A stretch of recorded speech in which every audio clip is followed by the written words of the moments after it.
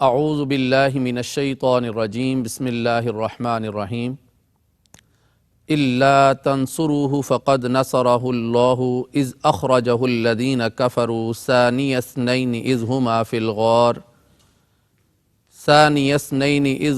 فی الغار اذ یقول لصاحبہ لا تحزن ان اللہ معنا صدق اللہ مولانا العظیم۔ اور اگر تم ان کی مدد نہ کرو تو اللہ ان کی مدد فرما چکا ہے۔ جب کافر لوگوں نے انہیں نکال دیا تھا، آپ دو میں سے دوسرے تھے جب دونوں غار میں تھے۔ یاد کرو جب آپ اپنے صاحب سے فرماتے تھے غم نہ کھاؤ، اللہ ہمارے ساتھ ہے۔ محترم ناظرین، آج ہم حضرت سیدنا ابو بکر صدیق رضی اللہ تعالی عنہ کی ذات گرامی کے حوالے سے ایک اہم گفتگو کا آغاز کر رہے ہیں۔ خلیفہ رسول امیر المؤمنین حضرت سیدنا ابو بکر صدیق رضی اللہ تعالی عنہ کا رسول کریم علیہ الصلاۃ والسلام کی ذات گرامی کے ساتھ پیار، وفا اور جان نثاری کی یہ بہت بڑی مثال قرآن کریم فرقان حمید میں بیان فرمائی گئی ہے، اور اس واقعہ کی طرف توجہ دلائی گئی ہے کہ اللہ رب العالمین نے جب رسول کریم صلی اللہ علیہ وآلہ وسلم کی زبان نور سے اعلان نبوت کروا دیا تو اس وقت بہت سارے لوگ جو نبی کریم صلی اللہ علیہ وآلہ وسلم کی ذات کے مخالف ہو چکے تھے، وہ اس لیے مخالف ہو گئے تھے کہ ان کو اپنی بقا کی فکر تھی، ان کو اپنی سرداری کی فکر تھی، اور وہ چاہتے تھے کہ ہم سے بڑا کوئی نہ ہو۔ ان کو اپنی سرداریوں کی فکر لگ گئی تھی۔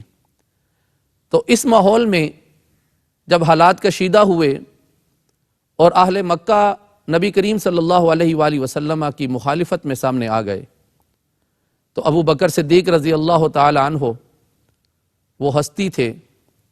جو اس وقت نبی کریم صلی اللہ علیہ وآلہ وسلم کے شانہ بشانہ کھڑے تھے۔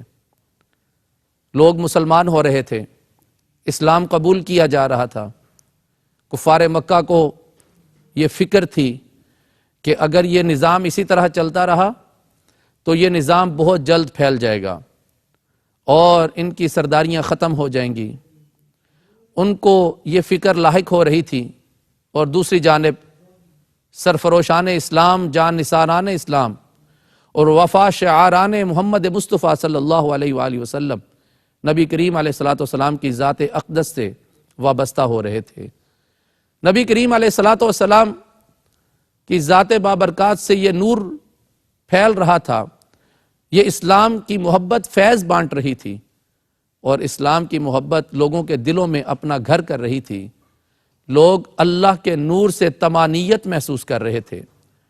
لوگوں کے دلوں میں اور لوگوں کے وجودوں میں، لوگوں کی نظروں میں، لوگوں کی فکر اور لوگوں کی سوچ کے اندر اللہ رب العالمین کا نور سما رہا تھا، اور یہ فیض بڑھتا جا رہا تھا۔ مشرکین اس حوالے سے پریشان تھے، اور پریشانی کا نتیجہ انہوں نے یہ نکالا کہ نبی کریم علیہ الصلاۃ والسلام اور آپ کے اصحاب پر ظلم اور تشدد کے پہاڑ توڑ ڈالے۔ نبی کریم علیہ الصلاۃ والسلام کی ذات کے ساتھ دشمنی پیدا کر لی گئی، اور جو بھی کوئی اسلام قبول کرتا اس کو نشانے پر رکھ لیا جاتا۔ حضرت ابو بکر صدیق رضی اللہ تعالی عنہ تمام حالات سے باخبر تھے۔ حضرت بلال رضی اللہ تعالی عنہ کو آزادی دلانے والے بھی حضرت ابو بکر صدیق تھے۔ حضرت عثمان بن عفان رضی اللہ تعالیٰ عنہ کو دعوت اسلام دینے والے بھی حضرت ابو بکر صدیق تھے۔ حضرت زبیر بن عوام کو دعوت دینے والے بھی حضرت ابو بکر صدیق تھے۔ حضرت ابو بکر صدیق رضی اللہ تعالیٰ عنہ کی دعوت پر بڑے بڑے رؤساء جو تھے وہ بھی مسلمان ہو رہے تھے، لیکن دوسری جانب یہ فکر کھائی جا رہی تھی کہ ہماری سرداریوں کا کیا بنے گا۔ ہم تو لوگوں کے اوپر حکومت کرتے ہیں، ظلم اور تشدد کی حکومت قائم تھی، وہ ختم ہو جانے کا خطرہ تھا۔ رسول کریم علیہ الصلاۃ والسلام کو تو اللہ تعالیٰ نے اس کائنات کے لیے رحمت بنا کر بھیجا تھا، وہ تو ظلم ختم کرنے کے لیے آئے تھے، رحمت للعالمین آقا صلی اللہ علیہ وسلم تو تشدد کی دنیا سے لوگوں کو نکال کر رحمت کی دنیا سے آشنا کرنے آئے تھے۔ رحمت للعالمین آقا صلی اللہ علیہ وآلہ وسلم نے لوگوں کو حوصلہ دیا، تسلی دی، صبر کی تلقین کی۔ لوگ مسلمان ہو جاتے لیکن اپنے ایمان کو چھپا کر رکھتے۔ حضرت نبی کریم صلی اللہ علیہ وآلہ وسلم نے اللہ رب العالمین کے حکم سے جب ہجرت کا ارادہ فرمایا تو یہ ایسا ایمان افروز واقعہ ہے کہ جس سے حضرت ابو بکر صدیق رضی اللہ تعالیٰ عنہ اور مولا کائنات حضرت علی المرتضیٰ کرم اللہ وجہ الکریم کی عظمت اور شان کا اندازہ لگایا جا سکتا ہے۔ اس ہجرت کی رات میں ان دو ہستیوں نے جو قربانی پیش کی، اسلام کی تاریخ اس کو کبھی بلا نہیں سکتی، بلکہ دنیا کی تاریخ اس کو نہیں بلا سکتی۔ اس کائنات پر جب تک سورج طلوع ہو رہا ہے، ان دو شخصیات اور عظمت مآب ہستیوں کی تاریخ اسی طرح زندہ رہے گی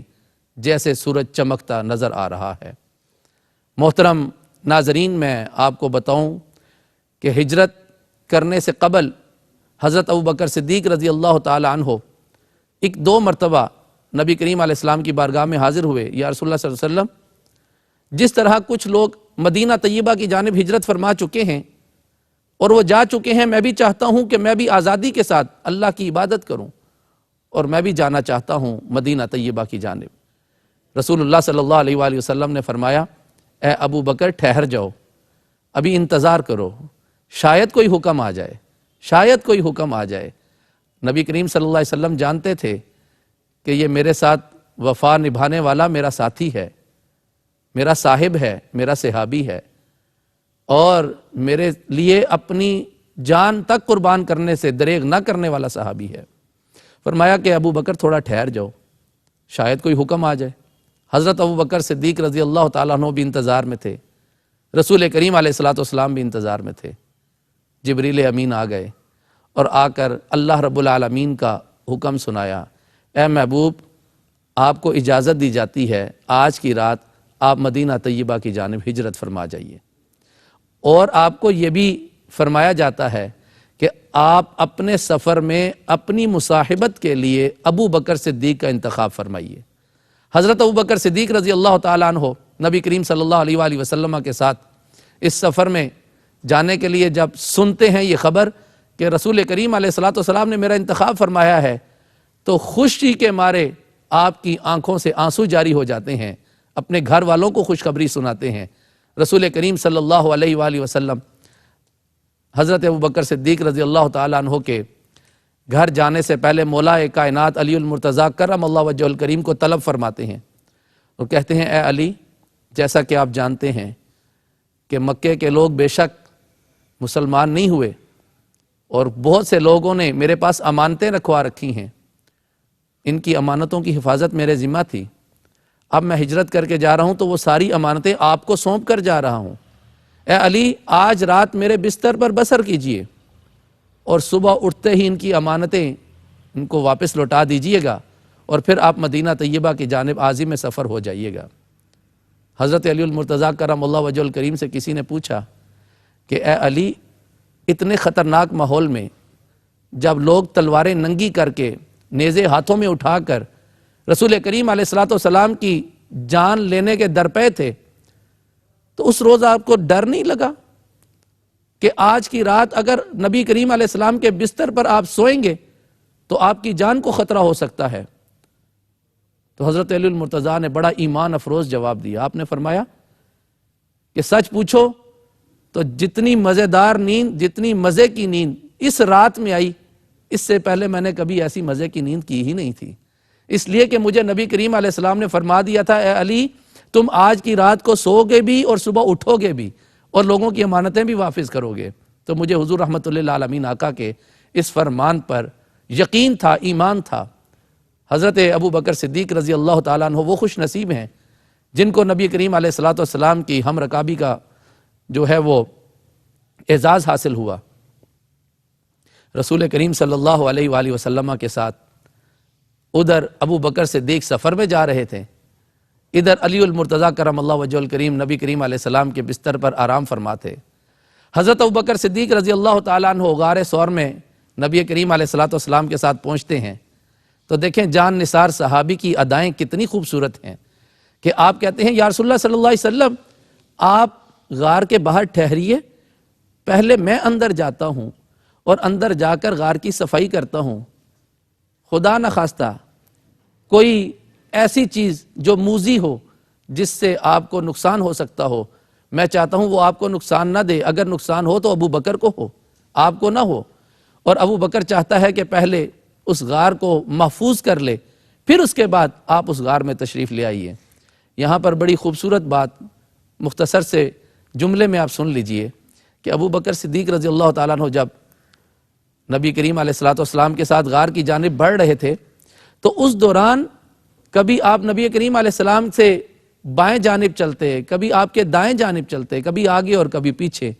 رسول کریم علیہ الصلوۃ والسلام نے پوچھا ابو بکر یہ کیا کر رہے ہو؟ عرض کی یا رسول اللہ صلی اللہ علیہ وسلم مجھے ڈر ہے کہ دشمن ہمارے تعاقب میں ہوں گے، اور میں دیکھتا ہوں کہ کبھی میں آپ کے دائیں، کبھی بائیں، کبھی آگے، کبھی پیچھے چلتا ہوں کہ اگر دشمن کسی بھی جانب سے آئے تو سب سے پہلے ابو بکر کا مقابلہ ہو، سب سے پہلے ابو بکر سے سامنا ہو، اور اگر کوئی نقصان بھی پہنچانا ہو تو پہلے ابو بکر اپنی جان کو آپ کی جگہ پیش کرنے کے لیے تیار ہے۔ نبی کریم صلی اللہ علیہ وآلہ وسلم ابو بکر کی ان اداؤں سے خوش ہو رہے تھے، اور حضرت ابو بکر صدیق جب غار میں پہنچے اپنی قمیص کو پھاڑ کر انہوں نے سوراخ بند کیے، اور سوراخ بند کرنے کے بعد ایک سوراخ بچ گیا تو وہاں اپنی ایڑی رکھ لی اور نبی کریم علیہ السلام کو عرض کی یا رسول اللہ صلی اللہ علیہ وسلم تشریف لائیے، اب غار صاف ہو چکی ہے، محفوظ ہو چکی ہے، آپ آئیے۔ نبی کریم اندر تشریف لائے اور رسول کریم علیہ الصلوۃ والسلام محو استراحت ہوئے تو نبی کریم علیہ الصلوۃ والسلام نے اپنا سر مبارک ابو بکر صدیق کے زانوں پر رکھا۔ یہاں پر ابو بکر صدیق کے اس خواب کو صداقت نصیب ہو گئی، اور وہ جو خواب انہوں نے دیکھا تھا وہ سچا ہو گیا کہ جو اس راہب نے کہا تھا کہ اے ابو بکر آپ کے زانوں پر نبی کریم علیہ الصلوۃ والسلام خاتم النبیین اپنے سر مبارک کو رکھ کر آرام فرمائیں گے۔ ابو بکر صدیق رضی اللہ تعالیٰ عنہ نے جو ایڑی سوراخ پر رکھی تھی اس کی دوسری جانب سانپ تھا، وہ سانپ مسلسل ڈھستا جا رہا تھا۔ ابو بکر صدیق رضی اللہ تعالیٰ عنہ تکلیف برداشت کر رہے تھے، لیکن منہ سے اف تک اور آہ تک نہ نکلی، اس لیے کہ کہیں میرے بولنے سے نبی کریم علیہ الصلوۃ والسلام کی نیند نہ خراب ہو جائے۔ رسول کریم صلی اللہ علیہ وآلہ وسلم کی نیند کا اتنا خیال رکھا تو رسول کریم علیہ الصلوۃ والسلام آرام فرما رہے تھے کہ اسی دوران ابو بکر صدیق رضی اللہ تعالیٰ عنہ کی آنکھ سے آنسو ٹپک کر نبی کریم علیہ الصلوۃ والسلام کے چہرہ مبارک پر جا گرا۔ رسول کریم علیہ السلام نے پوچھا ابو بکر کیوں رو رہے ہو؟ عرض کی یا رسول اللہ صلی اللہ علیہ وسلم یہ سانپ جو مجھے مسلسل ڈستا جا رہا ہے مجھے اس کی تکلیف نے رلا دیا ہے۔ رسول کریم علیہ السلام نے فرمایا مجھے پہلے کیوں نہیں بتایا؟ میں پہلے جاگ جاتا۔ کہا یا رسول اللہ مجھے آپ کے آرام زیادہ عزیز تھا، میں آپ کے آرام کو خراب نہیں کرنا چاہتا تھا۔ ابو بکر صدیق رضی اللہ تعالیٰ عنہ کی اس محبت بری ادا کو دیکھ کر رحمت للعالمین آقا صلی اللہ علیہ وسلم نے اپنا لعاب دہن ابو بکر صدیق کے پاؤں پر لگایا۔ جو ہی لگانا تھا یہ ایسا تریاق کا کام کیا کہ زہر کا اثر ختم ہو گیا، اور ابو بکر صدیق رضی اللہ تعالیٰ عنہ کو اللہ تعالیٰ نے شفا عطا فرمائی۔ محترم ناظرین، ہم انہی باتوں کو لے کر چلتے رہیں گے اور آپ تک حضرت ابو بکر صدیق کی شان اور فضیلت کے حوالے سے مختلف واقعات کی روشنی میں آپ کو آگاہ کرتے رہیں گے۔ اللہ تعالیٰ میرا اور آپ کا حامی و ناصر ہو۔ وآخر دعوانا ان الحمد للہ رب العالمین۔